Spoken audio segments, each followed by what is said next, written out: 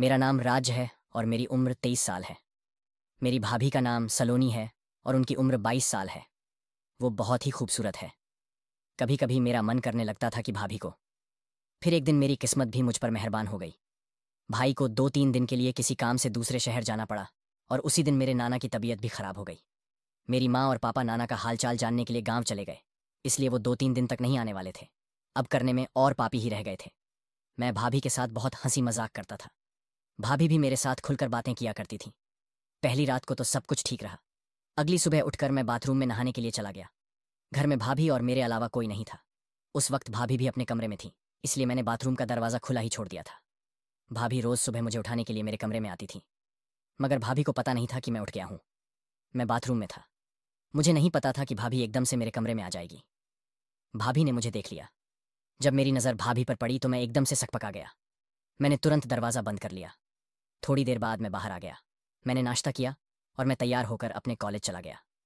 जब मैं वापस आया तो दोपहर के 3 बज चुके थे। वापस आने के बाद मैंने नोटिस किया कि भाभी का अंदाज कुछ बदला बदला सा लग रहा था। शाम को खाना खाते समय भाभी ने कहा, रात को तुम मेरे कमरे में ही पढ़ाई कर लेना, मुझे अकेले डर लगता है, तुम्हारे भैया भी घर में नहीं है। मैंने कहा, ठीक है भाभी। रात के करीब 09 बजे मैं भाभी के रूम में चला गया और पढ़ाई करने लगा। फिर कुछ देर पढ़ाई करने के बाद भाभी और मैं बातें करने लगे। बातें करते करते बात BFG तक पहुंच गई। फिर भाभी ने पूछा, कितनी GF बना रखी है तुमने कॉलेज में? मैंने कहा, एक थी भाभी, उससे भी ब्रेकअप हो गया। अब तो मैं बिल्कुल अकेला हूं। वह बोली, तो फिर बना लो कोई दूसरी, तुम तो बहुत जवान हो। मैंने कहा, आपके जैसी कोई कहाँ मिलेगी? वह बोली, ओह, तो मेरे जैसी चाहिए? मैं बोला, जी। फिर वह बोली, देखो, मैं तुम्हारी GF तो नहीं बन सकती, लेकिन फ्रेंड जरूर बन सकती हो। मैं बोला, सोच लो। भाभी, मैं अपने दोस्तों के साथ बहुत मस्करी करता हूँ, कहीं आप बाद में शिकायत करने न लग जाओ। वह बोली, नहीं करूंगी, मगर जरा दूसरों के सामने ख्याल रखना, कहीं वे गलत ना सोचने लग जाए। मैंने कहा, ठीक है, मैं ख्याल रखूंगा। फिर भाभी बोली, अब रात काफ़ी हो गई है, हम लोगों को सो जाना चाहिए। मैं भी उठकर अपने कमरे में चला गया। रात काफ़ी हो चुकी थी और सुबह उठकर मुझे कॉलेज भी जाना था। मैं अपने कमरे में जाकर सो गया। अगली सुबह भाभी ने मुझे जगाया। जब वह जाने लगी तो मैंने कहा, भाभी आज आप बहुत खूबसूरत लग रही हो। भाभी पलटकर मुस्कुराई और फिर चली गई। उसके बाद मैं नाश्ता करने के लिए चला गया। उस वक्त भाभी किचन में बर्तन सेट कर रही थी। मैंने कहा, अब नाश्ता दो, भाभी बहुत भूख लगी है। भाभी मेरे लिए नाश्ता लेकर आ गई और हमने साथ में बैठकर नाश्ता किया। अचानक भाभी बोली, आज मुझे बाजार से सामान लाने के लिए तुम्हारी मदद चाहिए, तुम चल सकते हो क्या? मैं बोला, भाभी, वैसे तो मुझे कॉलेज जाना था, लेकिन अगर आपको ज़रूरी काम है तो फिर मैं आज छुट्टी कर लेता हूँ। ये सुनकर भाभी मुस्कुराने लगी। फिर हम तैयार होकर बाहर आए।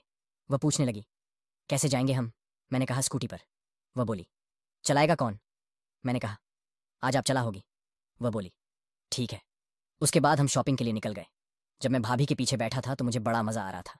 बाजार जाकर हमने शॉपिंग की और फिर दोपहर तक वापस आ गए। हम दोनों ही थक गए थे। भाभी बोली, मैं अपने कमरे में सोने के लिए जा रही हूँ। मैंने सोचा कि उनके आने से पहले भाभी के साथ थोड़ी सी मस्ती कर ली जाए, क्योंकि उसके बाद मौका नहीं मिल पाता। मैंने कहा, भाभी, मैं भी आपके रूम में ही आपके साथ लेट जाता हूँ। वह बोली, ठीक है, चलो। फिर वह बेड पर लेट गई। भाभी ठीक मेरे बगल में लेटी हुई थी। कुछ देर के बाद उनको नींद आ गई तो मैं धीरे धीरे अपना काम करने लगा।